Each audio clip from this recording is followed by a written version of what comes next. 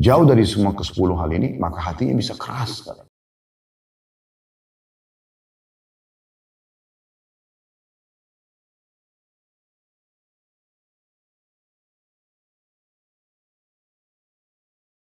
Assalamualaikum warahmatullahi wabarakatuh. Alhamdulillah, wassalatu wassalamu ala rasulillah. Segala puji dan puja kehadirat Allah subhanahu wa ta'ala, juga salawat dan taslim kepada Nabi besar Muhammad sallallahu alaihi wa alihi wa sahbihi wasallam. Baik, di awal pertemuan kita berdoa kepada Allah subhanahu wa ta'ala. Semoga Allah subhanahu wa ta'ala memanjangkan umur kita di atas ketaatan kepadanya, kesempurnaan ilmu, kesempurnaan iman.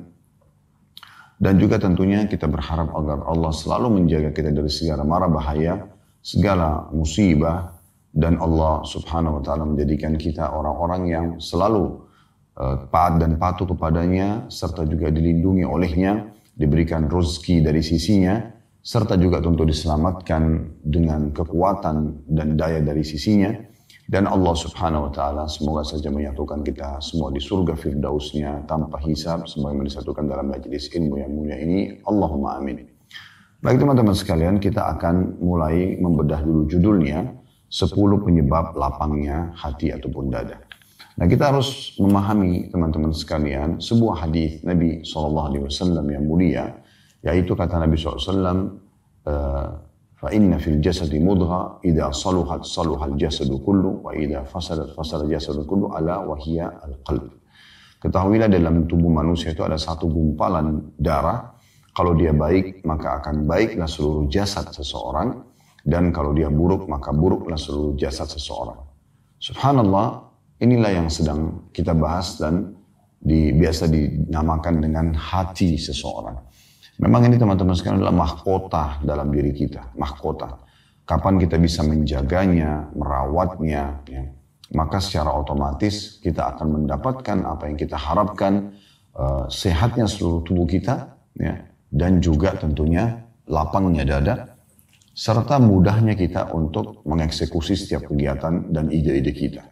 Tapi kapan dia rusak hati ini, maka akan mengganggu seluruh anggota tubuh kita, bahkan mengganggu seluruh aktivitas kita yang akan kita lakukan dalam keseharian, termasuk interaksi kita dengan Sang Pencipta Allah dan juga dengan makhluk. Oleh karena itu teman-teman sekalian, dalam Islam penyakit dibagi dua. Ada penyakit yang sifatnya badan, ya, apapun sakit yang badan, ya, seperti misalnya orang demam, flu dan seterusnya.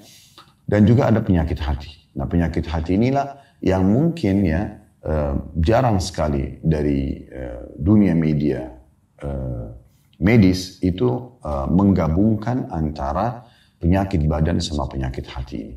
Kalau Islam datang menggabungkan keseluruhnya, bahkan sebenarnya penyakit-penyakit hati inilah yang umumnya menjadi penyebab dari datangnya penyakit-penyakit badan itu. Di antara penyakit hati misalnya iri, dengki, ya, dendam, gitu kan. Ini yang biasa juga dibahasakan sakit hati dan sulit untuk memaafkan, ria, ya, pamer, dan berbagai macam penyakit-penyakit hati yang berbahaya sekali.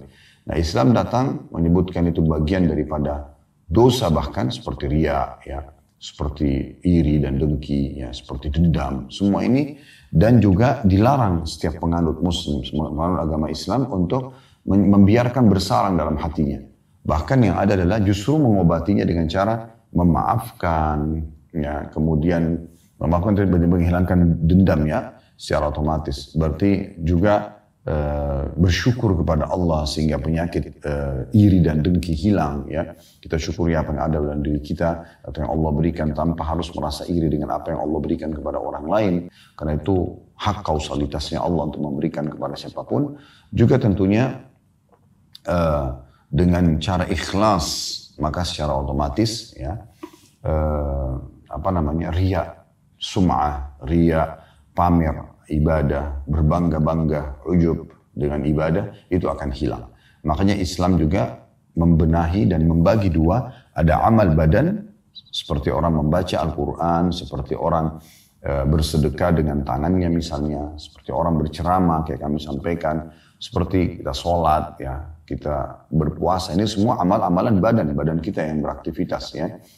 Namun juga ada amalan hati, dan harus connect satu sama yang lain. Amalan hati seperti ikhlas, tawakal kepada Allah, ya, kemudian bersyukur, ya, bersabar. Ini semua connect antara amal hati dengan amal badan.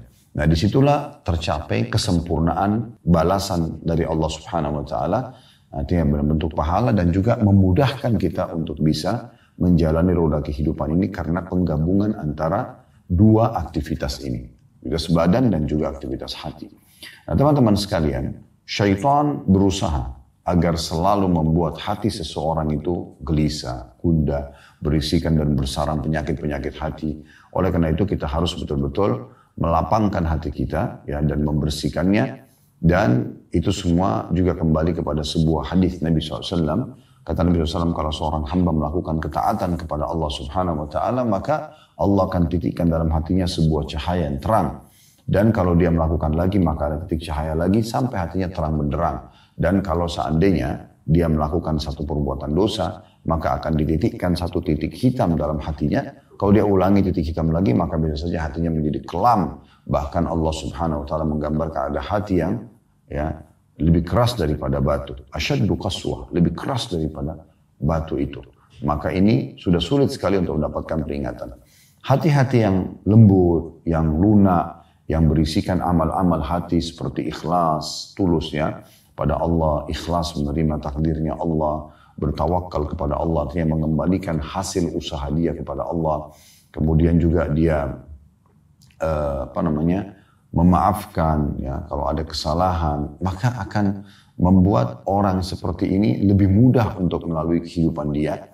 Dan juga dia selalu siap untuk memulai sesuatu yang baru dalam hidupnya, karena memang dasarnya, ya, dia tidak iri, tidak hasad, tidak ada penyakit. Jadi penuh dengan hal-hal yang sangat baik dalam hatinya. Maka dengan seperti ini orang-orang akan bisa lapang dada, bisa selalu tenang dan senang dalam menghadapi kehidupannya.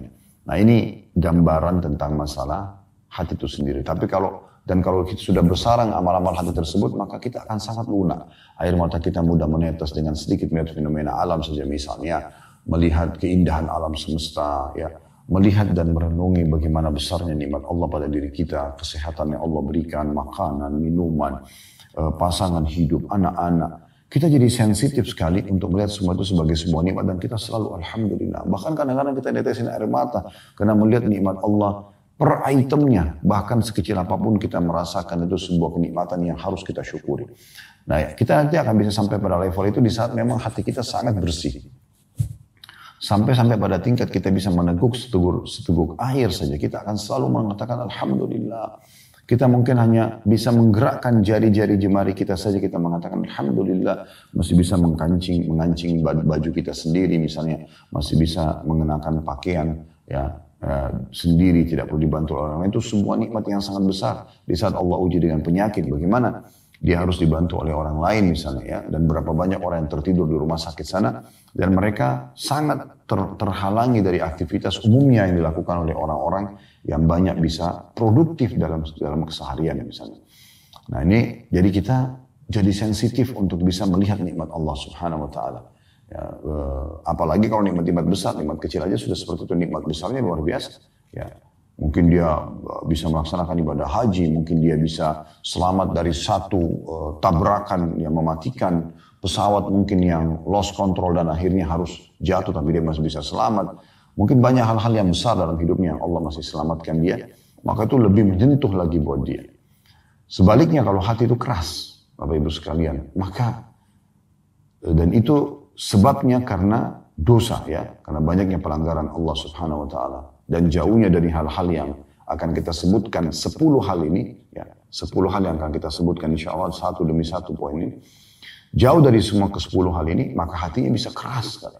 Apalagi memang dibubuhi dan dibiarkan bersarang semua penyakit-penyakit hati, dari iri, dari dengki, dari kufur nikmat, tidak bersyukur kepada Allah Subhanahu Wa Taala, dendam, egois dan segala macam hal, akhirnya membuat dia sulit sekali untuk bisa bersyukur terhadap nikmat Allah. Sebesar apapun nikmat, senikmat apapun makanan, sebagus apapun pakaian, melimpah apapun harta, tetap aja bagi dia kecil. Tetap aja tidak ada sesuatu yang perlu disyukuri. Begitu juga bahkan kebanyakan lisannya selalu berkeluh kesah. Dan juga kalau ada musibah yang besar, ada bencana alam, gempa, banjir, segala macam. Sama sekali tidak menyentuh bagi dia. Biasa aja gitu. Sebaliknya tadi kalau orang hatinya lunak, mungkin cuma melihat jenazah saja. Mungkin cuma melihat satu kejadian fenomena alam, baik keindahan ataupun sebuah ujian yang berat, gempa bumi dan sebagainya. Itu sudah cukup untuk membuat mereka segera kembali kepada Allah Subhanahu wa Ta'ala.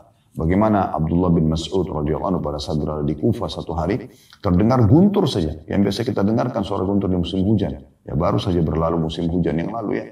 Bagaimana guntur kita dengarkan menggelegar di atas langit sana. Sudah jelas ini. Berarti ada pencipta yang mengaturnya. Dan ada juga yang mengeluarkan suara itu. Dan ada yang menciptakan suara itu. Gitu kan?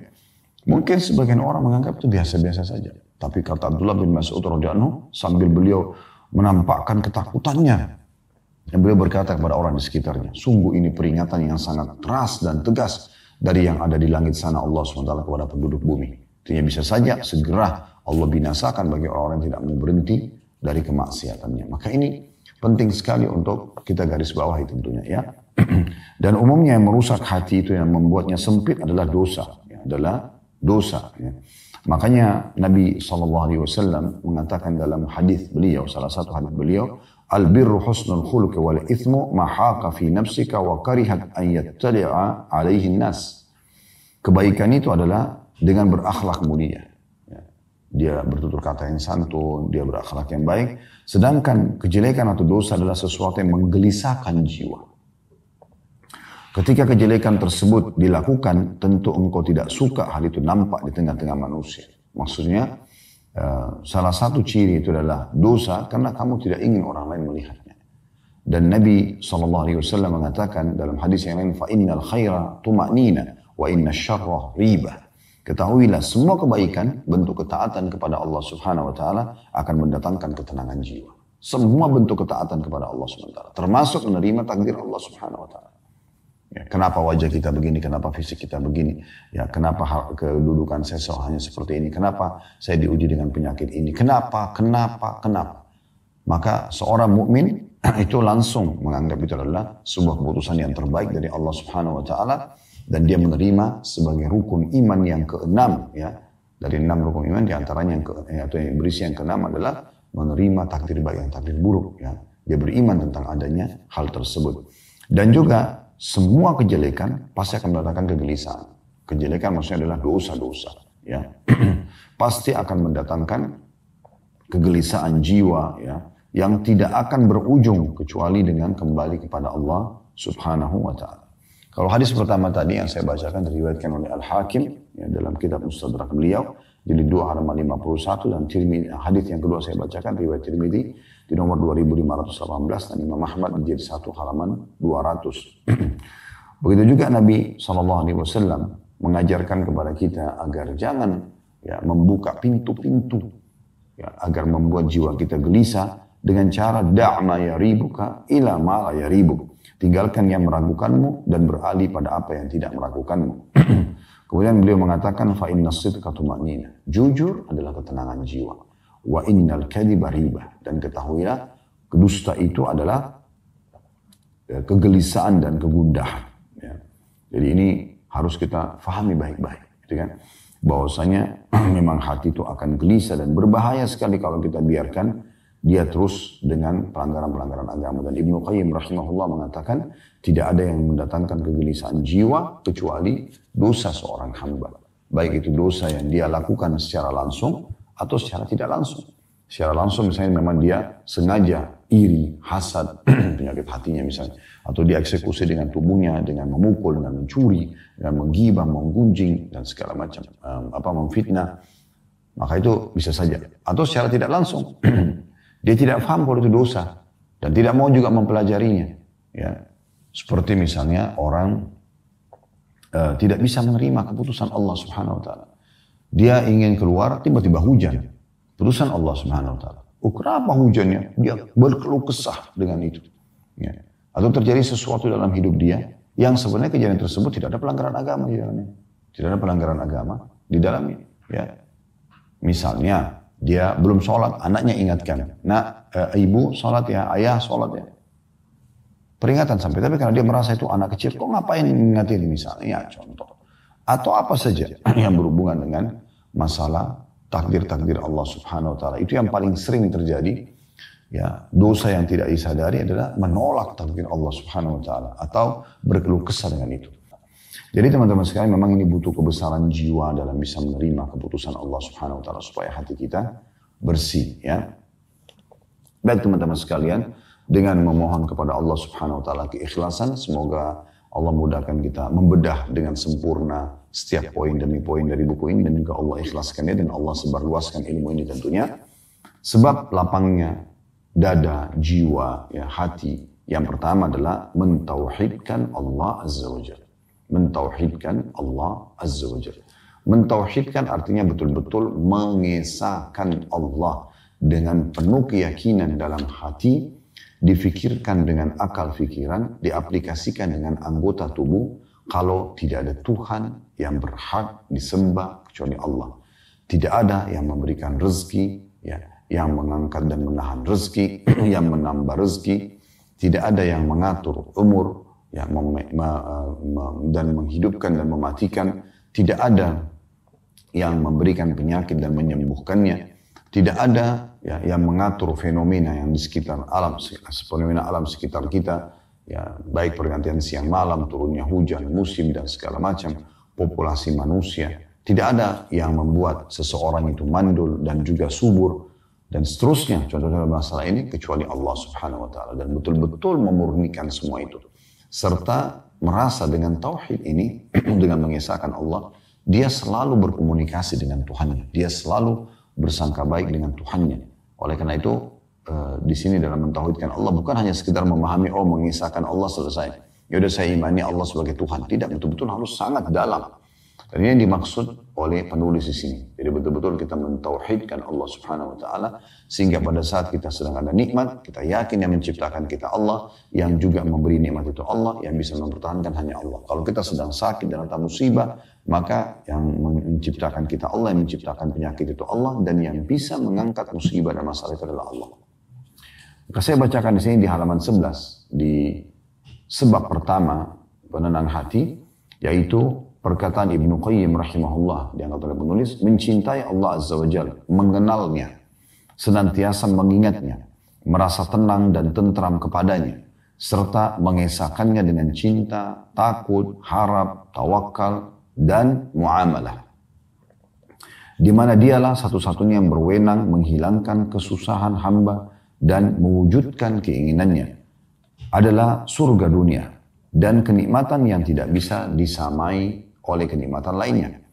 Itu adalah penyebab mata para muhibbin atau orang-orang yang mencintai Allah Azza wa Jalla, dan kehidupan para arifin atau orang-orang yang mengenal Allah Subhanahu wa taala.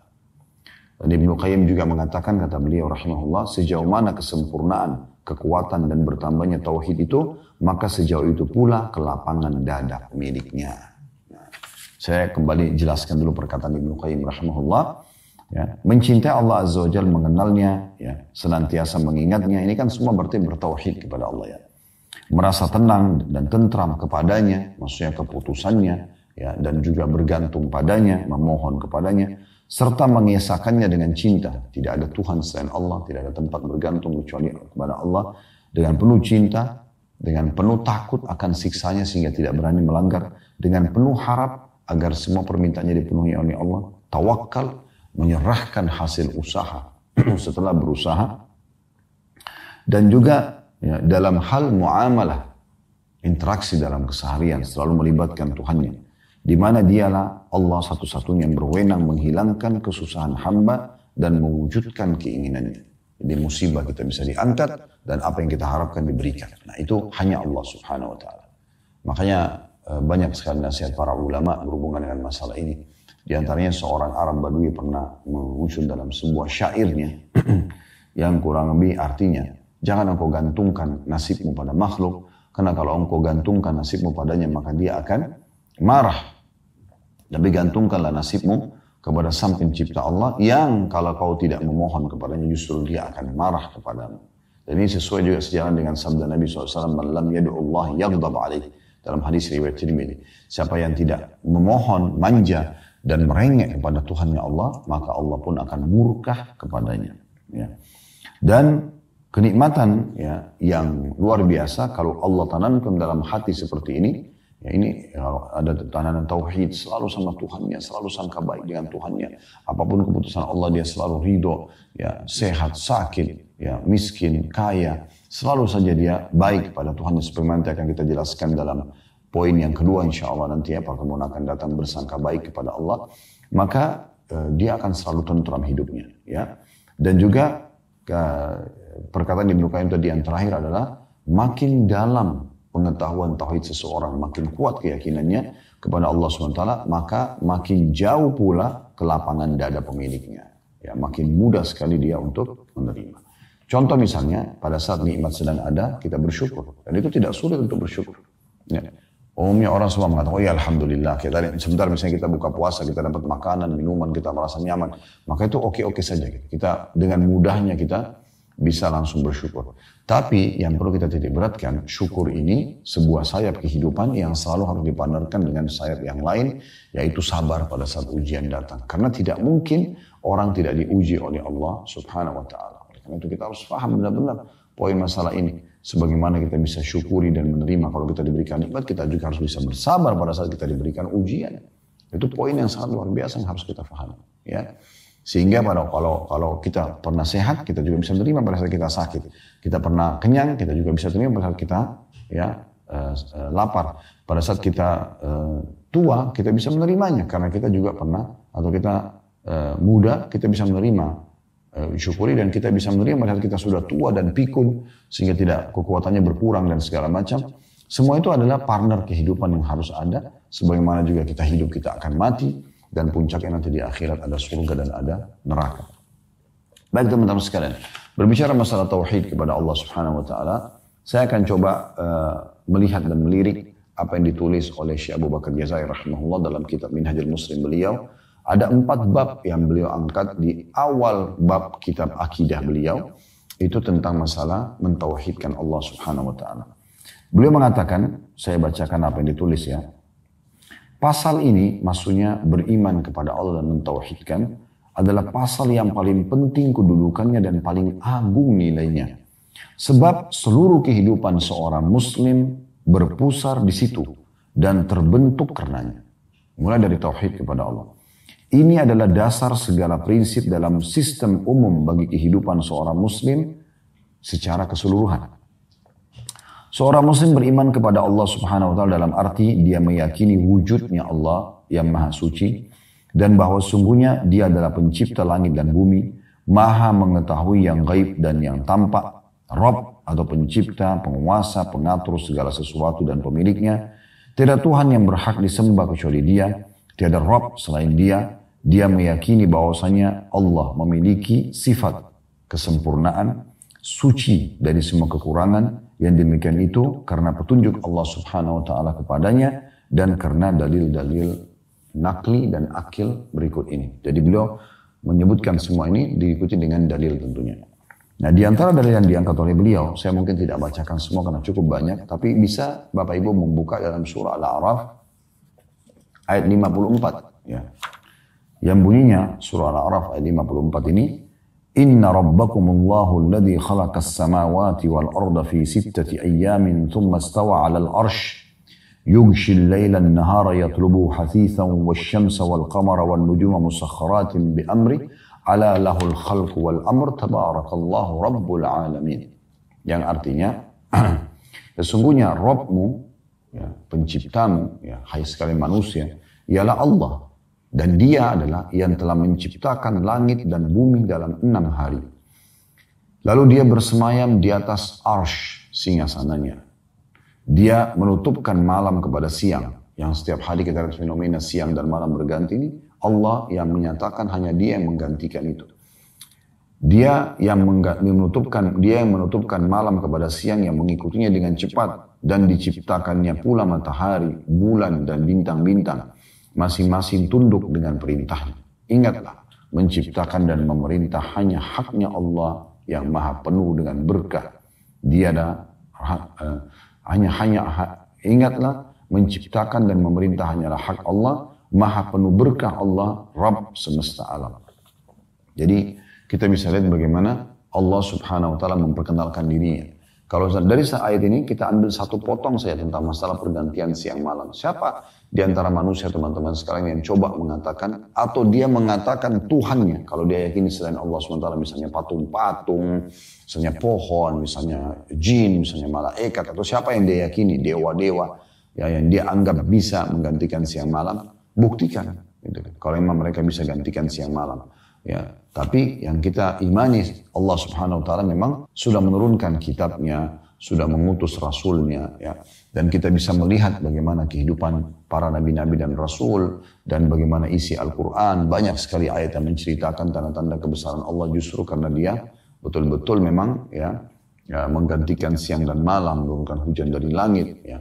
Dan itu tidak pernah ada manusia yang mau meyakini itu atau menekankan dalam dirinya. Fir'aun pun yang mengaku sebagai Tuhan, Namrud pun yang mengaku sebagai Tuhan tidak pernah berani mengucapkan kata-kata itu. Mereka tidak pernah, karena mereka tahu mereka tidak akan bisa menjangkau itu. Ya. Lebih parah lagi kalau orang yang menyembah patung-patung, dewa-dewa yang tidak bisa sama sekali membuktikan apa-apa. Tidak ada buktinya. Mereka tidak ada kitab-kitab yang bisa dibaca, mereka tidak ada utusannya yang bisa menyampaikan dan membuktikan kalau para nabi-nabi dan mayoritas manusia di populasi yang ada sekarang itu adalah pengikut para nabi-nabi. Agama profetis, Yahudi, Nasrani, Islam, ya, yang mengikuti Nabi Musa, mengikuti Nabi Isa, mengikuti Nabi Muhammad SAW, gitu kan.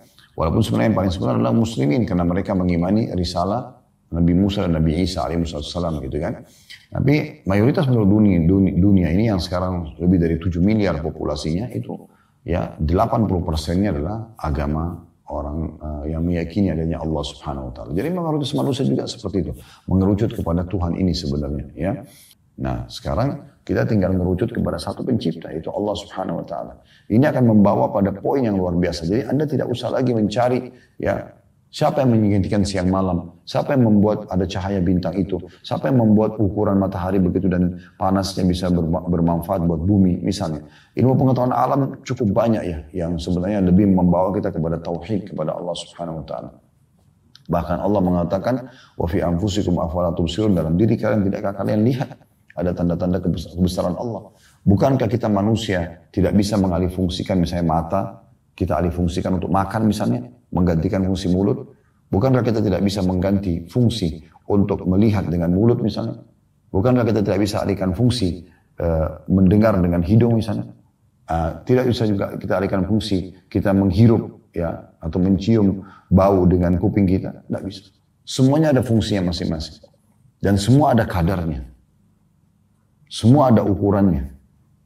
Ada karakteristiknya, gitu kan? Ada gunanya, fungsinya. Dan itu tidak bisa dialihkan. Maka ini pasti ada yang mengaturnya semua.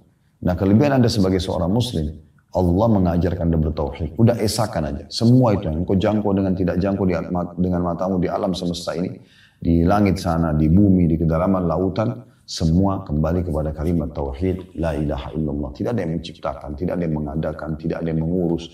Ya, semua itu kecuali Allah Subhanahu wa taala.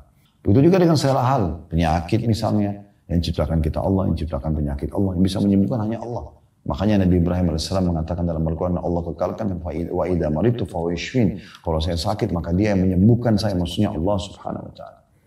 Nah, ini semua bentuk-bentuk tauhid kita kepada Allah. Apapun ujian datang, berarti Allah sedang menguji kita, kita bersabar, gitu kan. Kita tinggal kembalikan, apakah secara agama ini sebabnya adalah kita sendiri dosa, kita tinggal introspeksi diri, kita bertaubat kepada Allah, atau memang dasarnya itu adalah kebenaran tapi kita dipastikan harus mengikutinya supaya kita terima takdir Allah Subhanahu wa taala. Apapun keputusan Allah Subhanahu wa taala, kita terima. Lalu kemudian kita minta agar Allah Subhanahu wa taala membuat hati kita tenang menerimanya, ya. Apakah ciptaan fisik kita, apakah keadaan ekonomi kita, apakah fenomena yang sedang terjadi dalam kehidupan rumah tangga kita, misalnya belum dikaruniai anak, misalnya terjadi kekurangan rezeki, ya, pendapatan sehingga kita harus pas-pasan, atau lagi sakit kita mau berobat kekurangan harta, maka itu ujian dari Allah. Oh, ini Allah lagi uji saya, maka kita bersabar. Caranya kita menerima takdir Allah, kemudian kita ikhtiar mencari jalan keluar agar Allah Subhanahu wa taala memudahkan untuk kita melalui ujian tersebut. Kemudian beliau mengatakan juga secara akal juga adanya firman Allah Subhanahu wa taala dalam Al-Qur'an yang bisa kita baca, kita fahami maknanya, membuktikan adanya wujud Allah Subhanahu wa taala, karena sangat mustahil ada pembicara atau kalam tanpa adanya pembicara atau mutakallim, ya. Atau adanya ucapan tanpa ada yang mengucapkan. Jadi kalam atau firman Allah menunjukkan wujudnya, dan ini mengandung, ya, ajaran yang paling kokoh dan sempurna yang pernah diketahui oleh manusia. Undang-undang atau aturan yang paling bijaksana yang merealisasikan berbagai kebaikan bagi umat manusia.